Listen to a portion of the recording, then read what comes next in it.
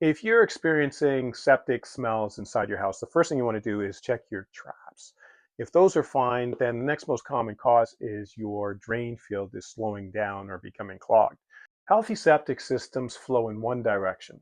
That's from your home through your system and into the soil. As your system ages, that soil begins to seal off. There's something called a biomat, and your drain field doesn't absorb the wastewater like it used to anymore. And what happens there is as your drain field slows down, the wastewater can't exit your tank fast enough. And that creates a back pressure. So instead of venting outside, those gases you're smelling, the hydrogen sulfide gas, the egg smell, gets pushed back into your home. Secondary cause is when the bacteria in your tank aren't working efficiently, which is common in older systems. They create even more hydrogen sulfide gas with nowhere to go, getting pushed back into your home. So a lot of people might ask, well, I just pumped my tank. Why is the smell coming back? Pumping helps temporarily because you're emptying the tank.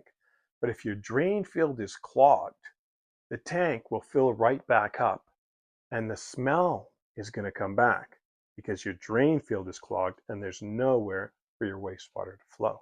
Full disclosure, I'm Colin, the septic tank guy and founder of Septic.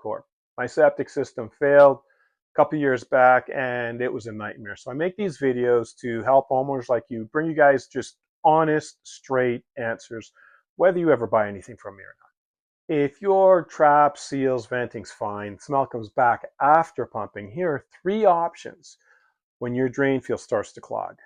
Option number one, hydrojetting. A plumber blasts your line clean. Works sometimes. But what's being cleaned are your pipes, not your clogged soil.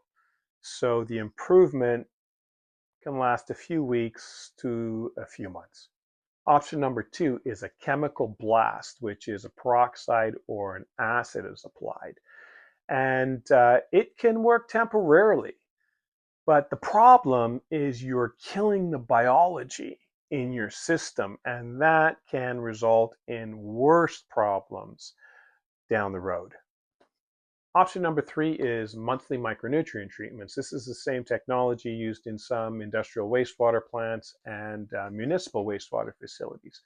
And instead of adding bacteria, you add micronutrients that feed the existing bacteria. It's almost like a vitamin, making them stronger so that it reduces your hydrogen sulfide gas. It reduces some of your sludge. You still need to pump, and restores flow to your drain field by reducing some of the biomat and reestablishing flow. And if you want part two in the series, how often should I pump my tank? The answer might surprise you. And if this helped, hit like so more homeowners can find real answers instead of guesswork.